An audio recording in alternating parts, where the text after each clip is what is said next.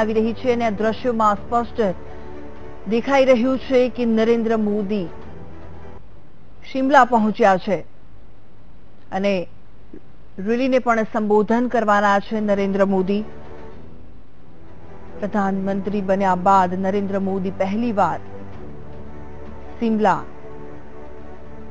આવ્યા છે અને નરેન્દ્ર મોદી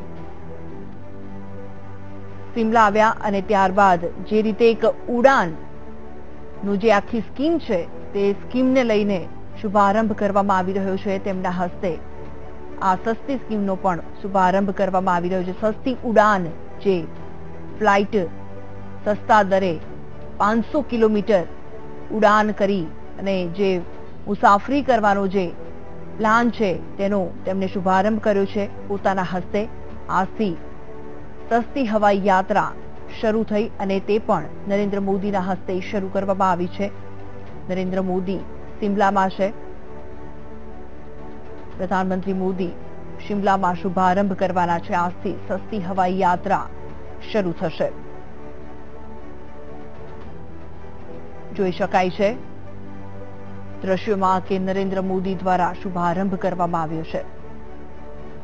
નરેન્દ્ર મોદી શિમલામાં છે અને પ્રધાનમંત્રી બન્યા બાદ પહેલી વખત નરેન્દ્ર મોદી શિમલામાં પહોંચ્યા છે અને શિમલામાં તે એક રેલીને પણ સંબોધન કરવાના છે. રેલીનું આયોજન કરવામાં આવ્યું છે અને નરેન્દ્ર મોદી રેલીને પણ સંબોધન કરશે. આજથી સસ્તી હવાઈ યાત્રા શરૂ થઈ ગઈ છે. 500 કિલોમીટરની યાત્રા માત્ર 2500 રૂપિયામાં કરી શકાશે. નરેન્દ્ર મોદીના હસ્તે આ ઉડાન નામની સ્કીમનો શુભારંભ કરવામાં આવ્યો છે. નરેન્દ્ર મોદી હાલ શિમલામાં છે. દ્રશ્યોમાં દેખાઈ રહ્યું છે તેમના હસ્તે આ સ્કીમનો શુભારંભ કરવામાં આવ્યો છે.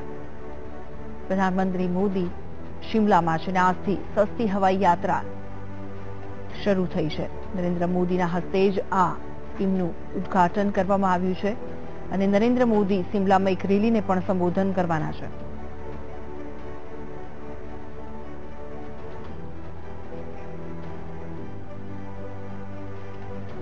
નરેન્દ્ર મોદી શિમલામાં છે. નરેન્દ્ર મોદી પ્રધાનમંત્રી બન્યા બાદ પહેલીવાર તેઓ શિમલા ગયા અને આજે 2500 રૂપિયામાં 500 કિલોમીટરની જે યાત્રા કરવાનો જે સ્કીમ, જે ઉડાન સ્કીમ છે તેનો શુભારંભ પણ નરેન્દ્ર મોદીના હસ્તે કરવામાં આવ્યું છે અને રેલીને પણ સંબોધન કરવાના છે.